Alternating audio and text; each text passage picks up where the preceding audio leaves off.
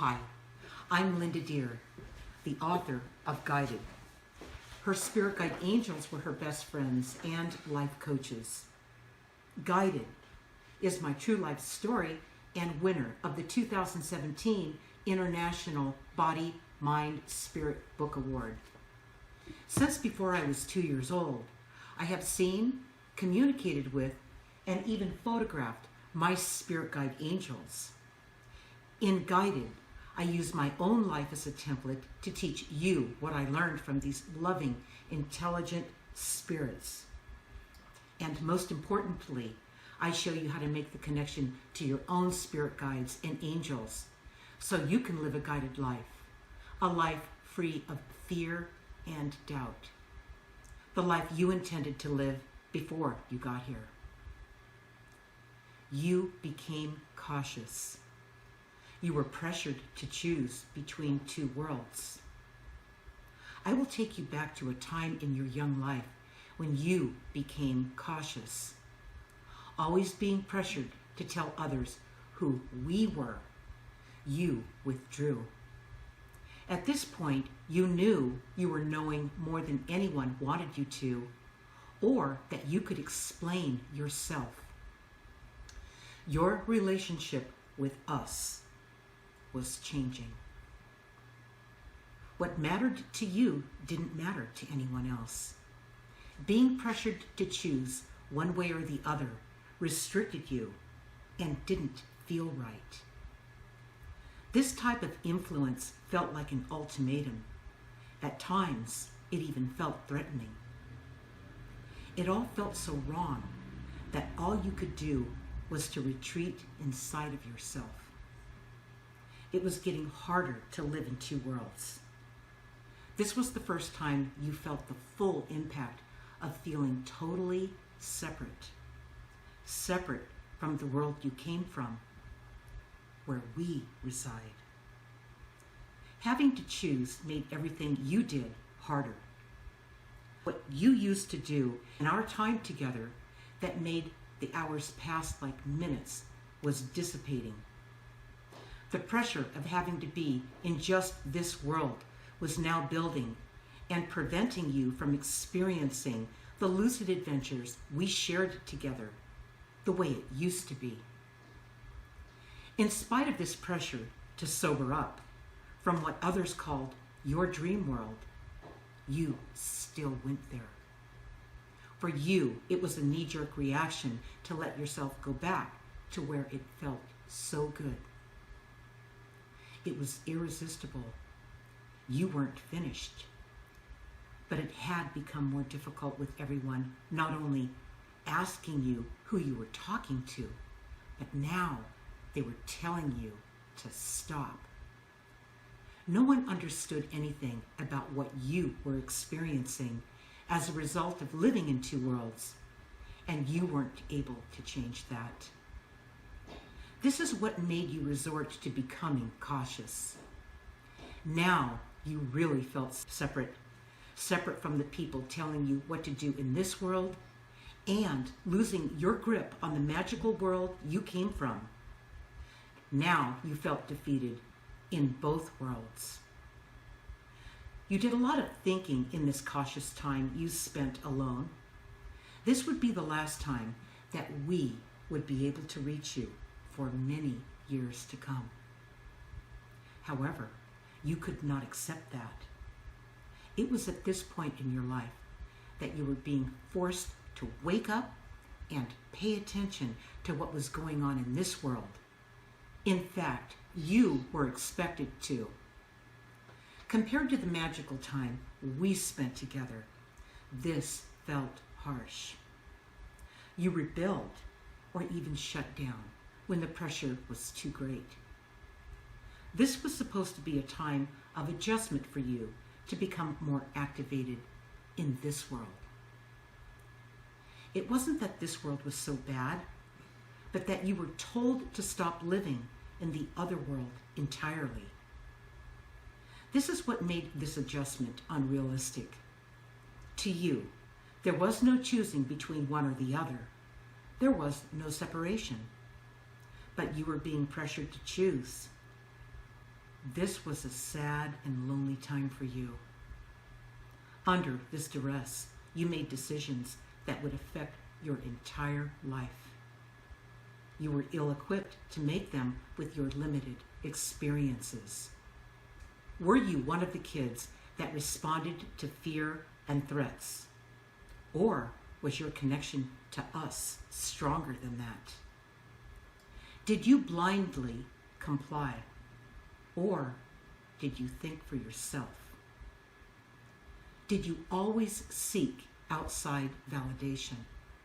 Or did you trust yourself? The first three are based in fear and doubt. The second three are what you learned from our time together. I was told throughout my childhood that I didn't get it. This was just one of the consequences I experienced from being true to myself in my childhood.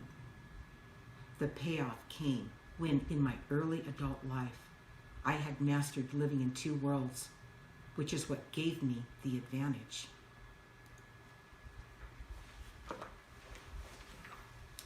All right. That was very interesting. I remember feeling like that. So in the meantime, Ray's going to ask me some pointed questions around what I just covered to give you guys a better insight into. This is my guided journey. This journal is a companion journal to Guided, my flagship book. And you can get this for free on my website, lindadeir.com. It's right on the homepage, free download. And it's a journal. It's your journey through reliving those steps in your life again so you can remember what happened back there and write it into your journal so you may not understand how to apply it or tie it together yet. But over the course of the 18 pages in part 2 where you work through that, by the time you get to that 18th page with our support each Thursday, where we help you on each one of these pages, we're on page 8 in part 2 today. And the name of that page is what again, Ray? Caution. You became cautious. You became cautious. So we moved through the first 7, which led up to this, okay? And that's where we are today. And you can see those first 7 Yeah. on the website here. Yeah, you can see them on the website, yes. Okay? All right. So, when a child becomes cautious, this is as they're growing up. They come into this world, they're getting the hang of it, they're talking to their spirit guides and angels, they have this connection they brought with them, and as they get older, people start telling them, asking them who you're talking to. I'm going to take a moment. What Ray's talking about is he's talking about you guys with your own guides when you were a child. That's who he's talking about. He's not talking about the children you have now, although it does apply to them. But until you get it, you can't really translate it. You can't really work with it with somebody else or help somebody else. So that's what Ray's referring to. Right. So go ahead, Ray. So as they approach 3 and 4, 5, school, basically, that's where they start to get a little confused and about what they're experiencing without anybody having to tell them versus people telling them what to think about and what to talk about, and oh, you don't have any invisible friends and things like that. So what are some of the signs that you look for when a child's becoming cautious? What did you feel? Remember here when you do the work in this book, remember the earliest feeling. That question Ray just asked me. If you were to ask yourself that question, when you first became cautious, okay, remember that feeling. The feeling hit you right here. It hit you in your truth center. This is your gut feeling. You don't have time to think about what just hit you. It just hits you. It hits you here. Because as a child, you don't really have that reasoning together yet. You're still just going on knowing and feeling, okay? So that's your truth center. That gets well developed in those early years of your life so that it's with you for the rest of your life. That's the part you brought with you from the other world before you got here, where you go when you leave, all right? That's the truth center. So what was yours, Ray? What was that first feeling? I remember when I was a small child that when people told me what to do, rather than letting me figure it out on my own. I just got quiet. I didn't talk. I stopped talking. So while you were not talking, what was going on in there? Kind of a conflict between why are they telling me to do it that way when I was perfectly happy doing it this way. Okay, so did it disrupt you so much that you stopped doing it the way that you were doing it before you? Eventually, they wear you down. Okay, that's what happens to almost everybody. Okay, so in my case, it was different because I encountered my spirit guide angels, physically encountered them when I was 20 months old, changing everything. I mean, I really had my guard down. I really didn't have any real connection to this world yet while I was fresh from the other side. So their influence on me was greater, all right? I didn't have any resistance. No, I didn't doubt it. I didn't question anything. But in Ray's case, and most people's case, you still hold on to it. It's like there's all this part that's being forced on you, but you always have this little part left in reserve. You never really give it all up. That's why when you hear us talk and we help you remember and you work through the journal and pull it back out, all right, that you will realize this is not so small. This begins to get bigger because you begin to really remember and connect with that feeling again, because it's a feeling, all right? It's the truth center. So you shut down, you go inside, okay? Because you do take a pause and go, you're trying to get your bearings here. You do know that you don't know, okay, what's really going on here. So you question yourself and you take a pause. As a little tiny kid, you take a pause and you just kind of get quiet and you observe. Don't you wish we still did that? Don't you wish we still took that moment to take a pause and not know everything and really see things for what they are? That's what you were doing at that cautious time in your life. You were paying attention, all right? The problem came when somebody or whoever, the teachers, the parents, the peer group or whatever it was, made you feel like an idiot or made you feel like you don't get it, like they did with me. Except I had such a strong connection that my connection to my guides and my angels was stronger than people's opinion of me here. I had a sense of myself. So when you feel that hit you, that's where you lost yourself along the way, all right? But your guides, your angels, never went anywhere. Even if you got lost, they watched you get lost, but they were there waiting for you to recover yourself, all right? They're always with you. So it doesn't matter what happens along the way, but this is what I mean by you go through this cautious time and it changes you. You curl up into a ball and you reserve yourself, and it's the only thing you know how to do. You don't know how to think through it. You don't know how to outthink the people here that seem to have all the answers, all right? And they have power over you. They're the boss of you. So it's really tough to get through, and you can't really articulate well. So it's very difficult to do that. Yeah. Okay, I think especially gets irritating when you're in school. Like, I don't know about everybody, but I heard the teacher say, Mr. Holly, wake up, pay attention. You're daydreaming during class. Right. I mean, your guides you're over here. Yeah, your guides use your dreams. That's one of the major ways they use to communicate with you as you're growing up. Right. All right, so you're daydreaming in class, and teacher says, wake up, pay attention. Isn't that what the child has been doing ever since they got here? Paying attention and waking up? They were awake. They were awake when they got here. You were awake when you got here, and you were paying attention, learning at a higher level than anybody here. Okay. But because they forgot where they came from, they forgot all that. They're old now, right? They're like 20 years old or 30 or something. And they forgot all about it. They've got all the pressures on them from this life. They're so convinced that this is all there is. They're trying to get what's theirs. They're trying to survive. They're trying to feed the baby. They're trying to take care of the family. They're trying to keep their job. And they're under so much pressure, all right? That That's who's raising that baby. Really? I mean, that kid really needs to connect with this. You can imagine what that was like when you were a little kid, the pressure on your parents and why they acted and reacted the way they did with you to get you to pay attention, comply, clean your room, get your stuff done, all this stuff.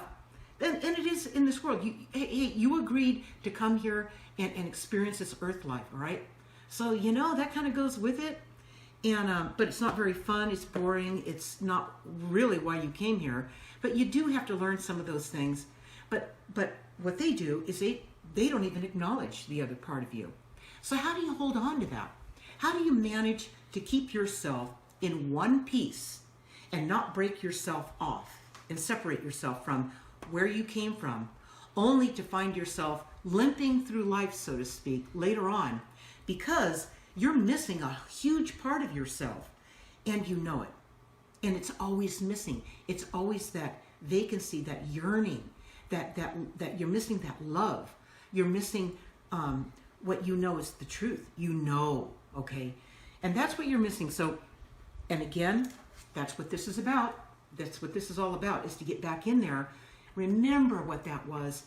Put it in your journal. Write it in your journal. And even if you don't understand it right now, by the end of this, we're on 8 now. We're going to be all the way to 18. We do this every Thursday on Facebook Live. By the end of in November, you are going to have it connected. You're going to see it. And you're going to talk to us. You're going to tell us how it worked out for you, how you watched these videos, you went through the journal, you followed each one, you did that quiet moment, and you wrote it out the best you can remember it as you tie it together. And we're going to help you look at that whole picture at the end of all this in November. So get it done. Do the work. Because you're going to be surprised. So the adults are basically getting the child to pay attention to this new world that they're stuck in. Well, it's the only one they know, the only one they remember now. Right? They don't remember it because they're so, and they're teaching the child everything that their parents taught them. That's true. That rinse and repeat. They're not really putting a lot of thought into it. Right. They're just, they're doing the mechanical things largely. Some parents try harder and they push their child harder and they, make their kid learn faster and jump higher and all this kind of pressure. It's just more pressure. I mean, until you sit down and working through this, if you have a child or you have a grandchild or whatever, or you just have somebody that has a kid that you like and the more you spend time with that child, the more you'll recall yourself at that time in your life.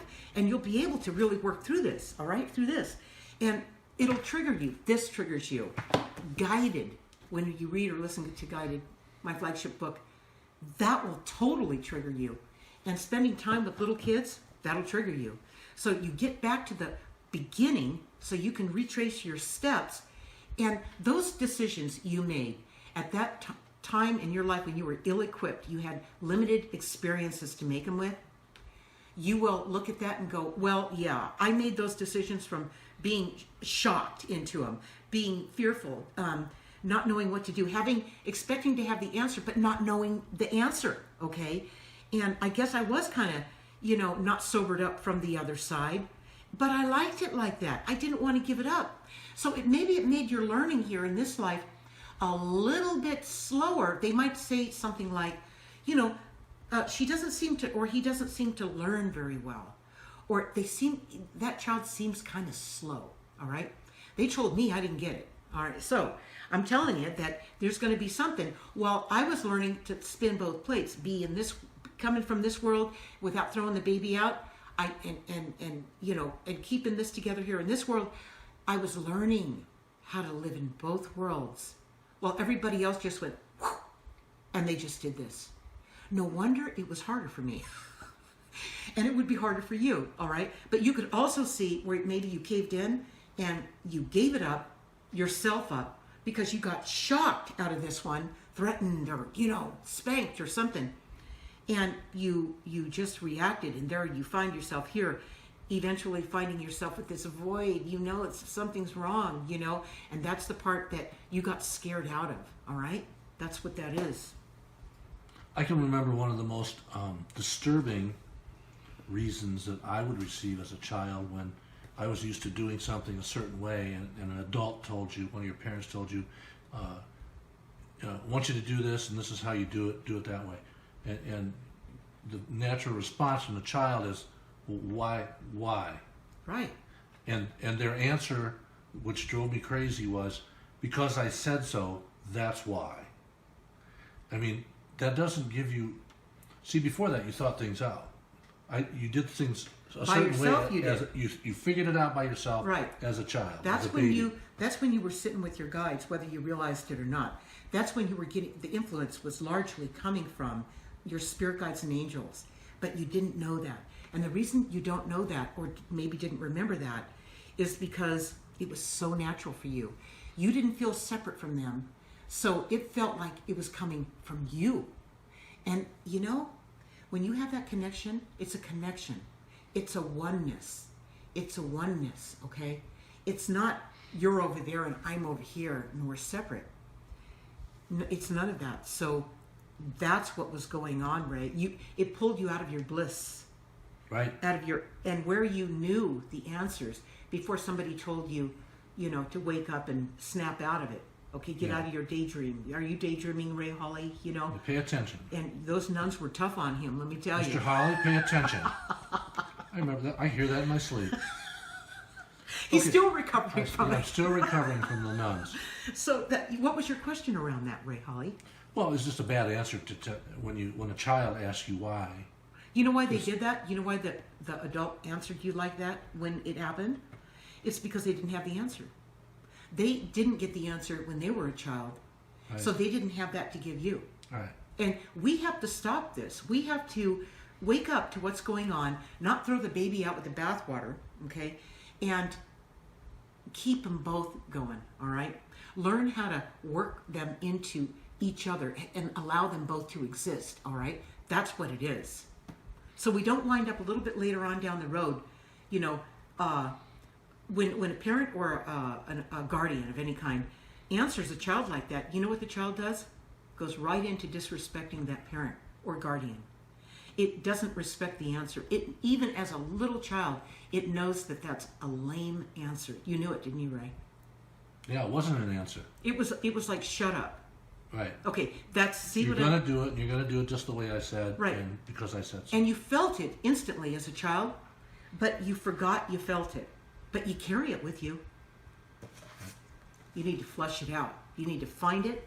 You need to write it in here and move through the journal so we can look at the big picture here and see it for what it is. It's not something you take personally, and when you write in your journal where you are explaining it from your emotion, that's the wrong energy. That's taking it all personally, all right? You want to write it from what you felt from your truth center, and it's not from taking it personally. It's from observation. When Ray pulled into himself, and they answered him with some nonsense, and he pulled into himself, or they told him to wake up and snap out of it, and he pulled into himself. He realized they didn't get him, that he wasn't okay. Okay, the way he is was not good enough. Why don't you feel good enough now? Why don't you feel okay? It started way back then. It started way back then, okay? This is your treasure chest. This is where you dig it out and you put it in here, all right? All right. So shouldn't the goal be for the child to strike some kind of balance between the two worlds, the world they came in from and the new world where everybody, society is trying to make them conform to all these new things? Shouldn't they be able to have opportunities to run whatever they're being told that's new, they don't understand? Should they be able to run them through like a filter of their other world before they're forced to make a decision? Well, perfectly right. But how can a little child know how to do that? They don't have a chance, right? No. See, the difference between, this is why I talk about this. I remember every single thing. I can remember my life from 20 months old on, and even before. How can I do that? How? It's because I had this wake-up call. at 20 months old when they first showed up, when my life was in danger, and they physically showed up all around me. And I saw what they saw when they looked at me, and I saw myself. I knew who I was. I didn't know who I was until that moment. But when I saw what they saw, it's like having a life review. You know how you hear people who cross over, that you have this life review, hits you just like that? That's what it felt like. Except it was a life review of me as I came into this world, not as I was leaving. And I'm telling you, that changed everything. That's why once you work through this process, you guys, through this My Guided Journey, Part 2, page 1 through 18, when you work in this, your guides are going to be with you. When you have this feeling and you go in that deep place, that deep dark place where you are, where you lived, where you came from, that's when they were with you all the time. And that's when you write this out, they're going to be right there. They were there when it happened. All right? So while you're doing this, you're building the bridge to your own spirit guides and angels. It's happening. It's like life is happening while you're busy planning it. Okay? You're doing one thing, but there's all these other things that are mushrooming out of it. So what happens to these children who have a tough time conforming to this new world? I mean, what's society's backlash against them? Everything. Anything. The first one that you'll notice is... give them drugs. AD, they have attention deficit. We have a drug to fix that. Well, that's all masking it, right, Ray? Well, yeah. Yeah. It just shows that the adult world doesn't understand it. Well, it's not that the adult world doesn't understand it as much as they don't want to. Right. Just hit it with some of these chemicals and stuff and be done with it. Because actually, in the defense of the parent or the guardian, they're overworked. They're overdone. They have way too much responsibility on them. And they're running around like a rat in a cage. I mean, they just are out of gas. So none of it's working, you guys. We have to put the brakes on this. Get back to what's important. Dig out our hidden knowledge. That's what this is. Dig it out. Put it in this book. Recover your life so you can start living the life you intended. It's going to be totally different than the one you're living now. I will tell you that. Because if you're living in chaos, by the time you get through this is chaos. You get through the chaos right here, you identify it, you write it in the journal, and then you see the connection between each one of these times in your life that led up to all the decisions you've made today, and what that void, that vacancy, that hole in your soul that needs and will not let up on you. It came here to live the life that you intended, your soul, before you got here. It's got a job to finish. And it's going to keep it's going to keep drilling at you and hitting those spots in you that just feel awful to get your attention. Okay? So can people get too cautious? If they're trained, if they're pushed into this way of life of being cautious, can they be too cautious? I mean, as they grow up, does that lead to being stuck in your ways, not being able to decide? I have no better words. That's exactly what happened, isn't it? That's what happened, isn't it? That's what happened in your life. And you held on to things. Really, you're supposed to let things flow in and out of your life without any resistance and trying to hang on to it. What makes you hang on to it? It's that early learning that Ray just brought up, where, they took something from you. Here you came in from the other side, and they kept, systematically trying to convince you to release that. Wake up, pay attention, get out of your dream world, blah, blah, okay, all that. And it's your little piece of you that you never let go of. It's your little piece of truth and love. It's your little piece of heaven that you still have. It's still there. It hasn't gone anywhere. But you need to bring it back to the surface. And when you feel yourself hanging on to this, not letting go of that, crying all the time. Crying. That's another way of letting yourself know that you're resisting it. You're fighting it. And when you were a little kid, your resistance kind of saved you because they were trying to take this away from you. Your other world, the one you came from, and pretend it never existed. No wonder you learned to resist so well, all right? But now your resistance is working against you.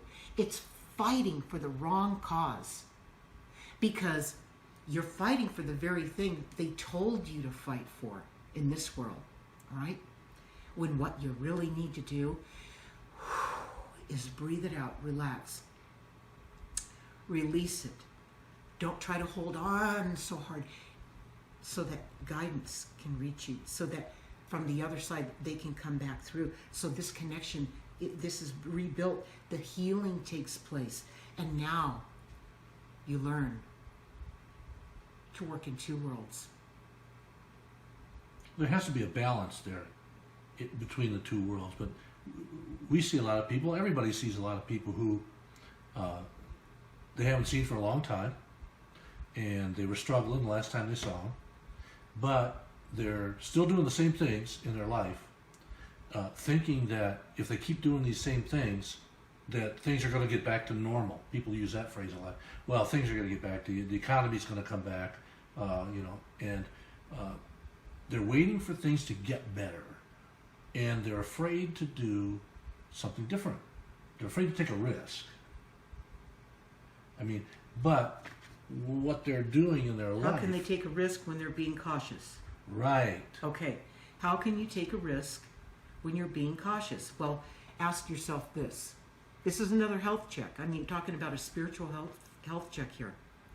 If, depending on the degree of caution that you live in every day, or distrust, that's a big one too. Caution, distrust.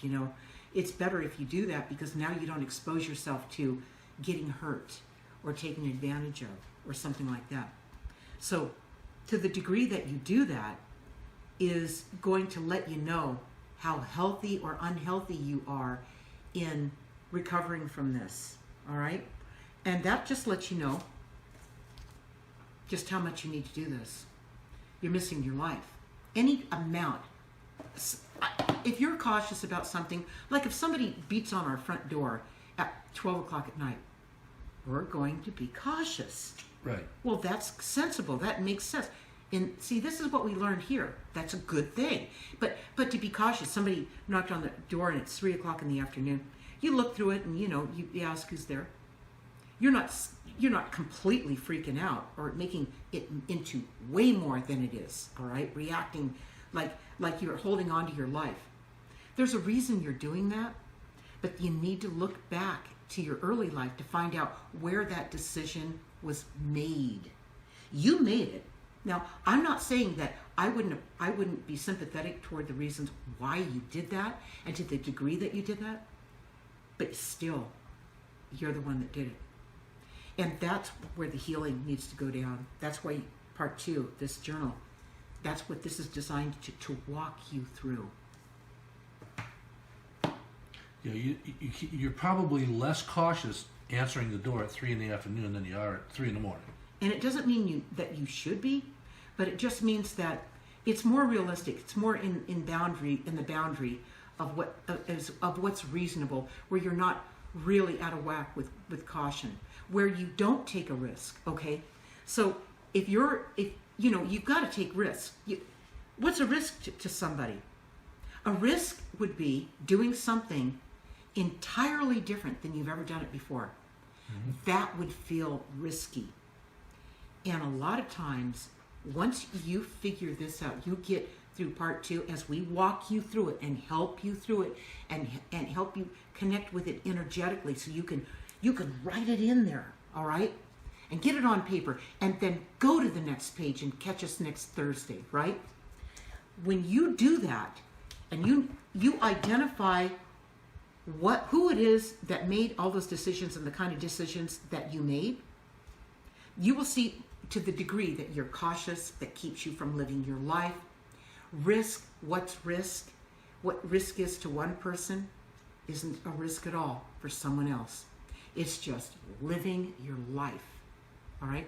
So do you live your life where it feels risky and fearful? Well, that's overkill. And you're here to live your life and experiment and experience new things and try new things and learn new things. That's what you're here to do. So that's where the caution takes your life over, right? I know. I mean, if you're so cautious that you keep doing the same things over and over and over, waiting for something out external to change. Right. I mean, even if those things worked for you 5 years ago, or maybe 10 years ago, or 20 years ago, and you're still doing things the same way, I mean, everybody knows people like that. And they're afraid to do something different. Doesn't that lead to their delusional thinking patterns that, well, it's working for me, when it's really not working for them? Right. I think that it's called fooling yourself. Not seeing things for what they are. And the way that happens, see, as you progress in your life, what happens is now you're living in the past. You're not living in the moment. If you wonder if you are capable of living in the moment, if you're doing what Ray just said, if you're feeling like what Ray just explained about, you keep repeating the same thing, but you tell yourself you're not. You tell yourself how much better you're doing, what a good decision that was. And even though it's not working out, your ego, your pride, whatever's in the way that's controlling you, the things you were taught here, where you're fighting for your life, really what you need to do is you need to breathe it out and release it so this can begin to come back through. That's what you need to do. It's real simple, you guys. But when you're writing in your journal and you're conveying what that is, you're unearthing that hidden knowledge. That's what you're doing. And you're writing it in here. But you breathe so you can let the truth come through. All right? Didn't you write a blog about that, about risk taking? I did. What's the name of that blog, Ray? It's called what? The risk you need to take? Yeah. The risk you're not taking is greater than the risk you need to take. Right. So that's really what that kind of lines up with, right? Yeah. So, yeah. I could put a link to that blog in the feed. Yeah. He'll put a link to that post, and then you guys can either listen to it, it's in video, as well as it's written out, so you can read it or listen. So he'll put that up right now? No, I'll put it up as soon as we're done. All right. What's our topic next week? All right. Number 9.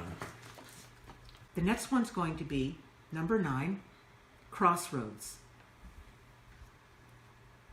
And this child's about 8 years old, 7, 8 years old. And the subhead for this is, you felt a silent void, one that made you feel sad and alone. So this is taking what caution did to the next little stage in your life where it's beginning to evolve, all right?